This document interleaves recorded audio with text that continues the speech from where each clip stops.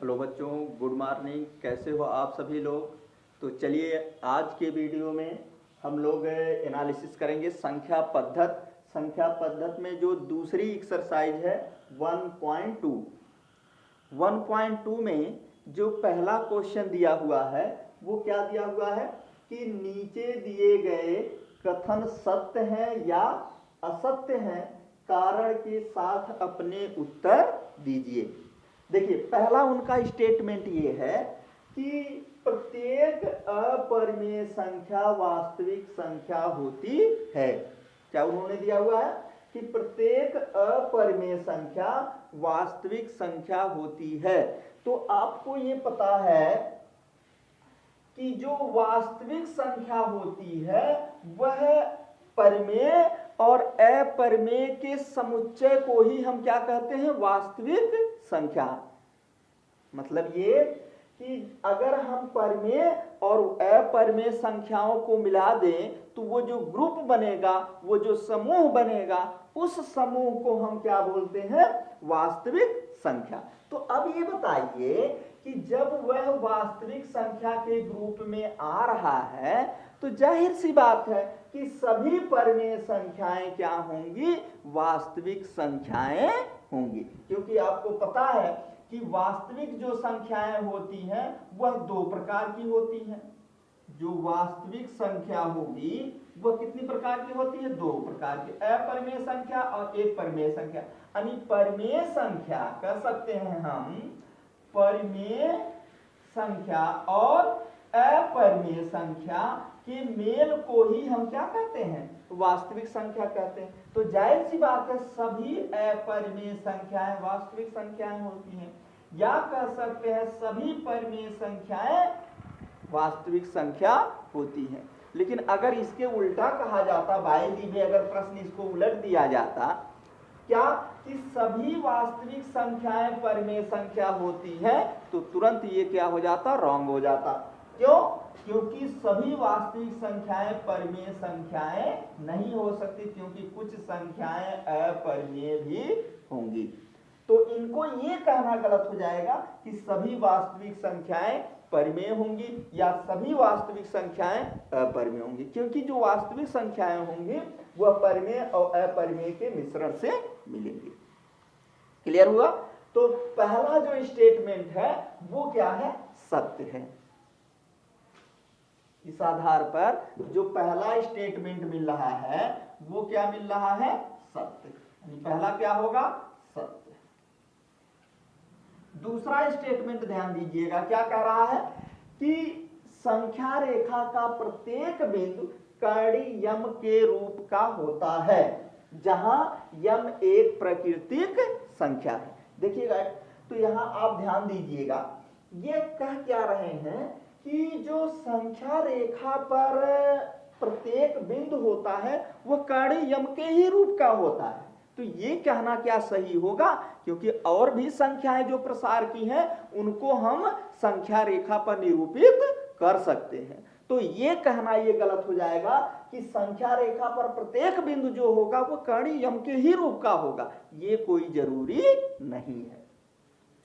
तो यहां से ये कह रहे हैं कि जैसे मान लीजिए अब यम एक प्राकृतिक संख्या है, तो प्राकृतिक संख्या हो गए क्या कि यानी ये आपका आ जाएगा, यम की जगह प्राकृतिक संख्या लेंगे 1 2 3 4 डैश डैश।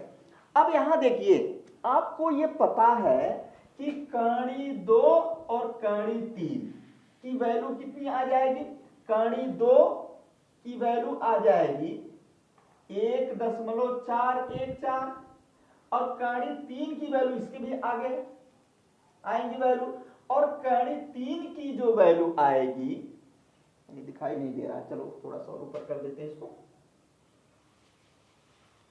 या देखो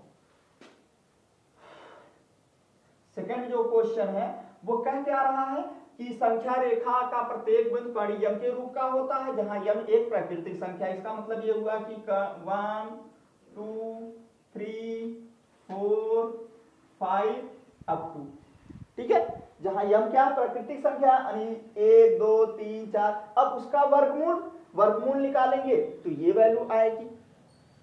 इसका वर्गमूल कितना आ जाएगा, ये मान दे देगा। तो जब अगर ये मान दे रहा है तो क्या केवल यही संख्याएं निरूपित की जा सकती हैं, इसके अलावा नहीं? तो बिल्कुल ये कहना गलत हो जाएगा, इसके अलग भी हम संख्याएं निरूपित कर सकते हैं। अर्थात अब यहां पर देख लो, कर्ण 2 की वैल्यू कितनी आ जाएगी, कर्ण 2 की वैल्यू आ जाएगी 1.414 और कर्ण 3 की वैल्यू कितनी आ जाएगी 1.732।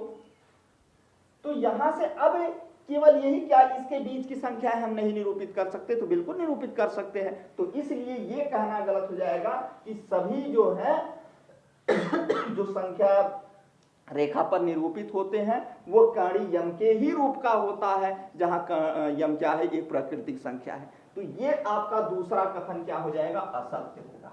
क्या हो जाएगा, असत्य। क्लियर हुआ? थर्ड स्टेटमेंट वो क्या दे रहे हैं, तीसरा स्टेटमेंट इनका यह है कि प्रत्येक वास्तविक संख्या एक अपरिमेय संख्या होती है। अभी हमने बताया।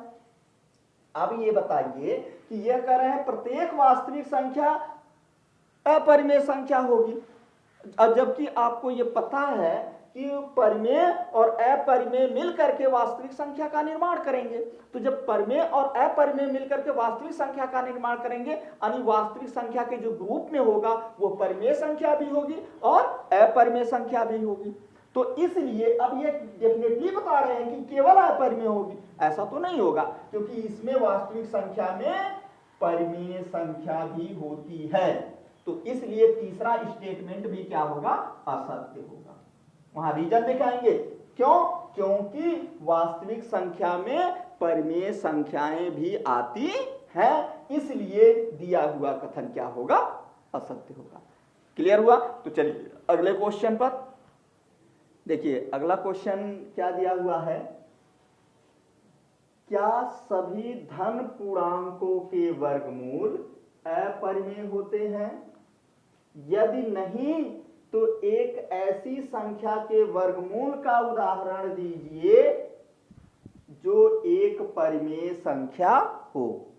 क्या दे रखा है कि ऐसा एक उदाहरण देना है, यानी उदाहरण दीजिए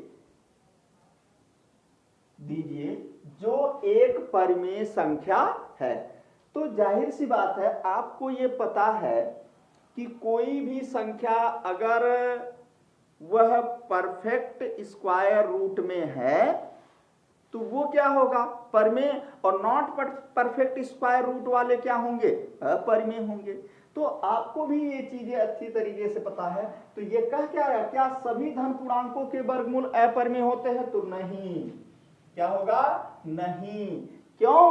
क्योंकि कुछ संख्याएं हैं जिनके वर्गमूल क्या होते हैं, परिमेय संख्या होंगे। वो कौन होंगे, जो परफेक्ट स्क्वायर रूट वाले होंगे। तो परफेक्ट स्क्वायर रूट वाले वो किस में चले जाएंगे, परिमेय संख्या में, और नॉट परफेक्ट स्क्वायर रूट वाले वो किस में चले जाएंगे, अपरिमेय संख्या में। तो देखिए वो संख्याएं कौन से होंगे, तो वो संख्याएं हमारे होंगे जैसे 4, 16, 25, 36, 49, ये टोटल का अगर हम वर्गमूल निकालें, सभी संख्याओं का वर्गमूल अगर निकालें तो वो संख्याओं के वर्गमूल आसानी से निकल जाएंगे। और जब वर्गमूल निकल जाएंगे तो ये टोटल हमारे नंबर कैसे हैं, ये परफेक्ट स्क्वायर रूट वाले हैं। जैसे अगर √4 की वैल्यू निकाले तो कितना आ जाएगा, 2। अब ये 2 कैसी संख्या होगी, तो 2 होगी आपकी परिमेय संख्या। यहीं पर अगर हम 16 ले ले तो 16 का वर्गमूल कितना आ जाएगा, 4 आ जाएगा, और ये 4 भी कैसा होगा, परिमेय संख्या होगी। 25 का वर्गमूल निकालें तो 25 का वर्गमूल क्या हो जाएगा, 5 आ जाएगा, और 5 ये कैसी संख्या होगी, परिमेय संख्या होगी। तो ये एक एग्जाम्पल नहीं बल्कि इसके अनेकों एग्जाम्पल ऐसे हैं जिसका वर्गमूल एक परिमेय संख्या होगी। क्लियर हुआ? तो यहां से आप लोग ये ध्यान रखिएगा कि सभी धन पूर्णांकों के वर्गमूल अपरिमेय नहीं होंगे, क्योंकि कुछ ऐसे होंगे जिसका वर्गमूल क्या होगा, परिमेय होगा। तो ये क्लियर हो गया। तो चलिए आज के वीडियो में इतना ही। अब अगले के क्वेश्चन अगले वीडियो में।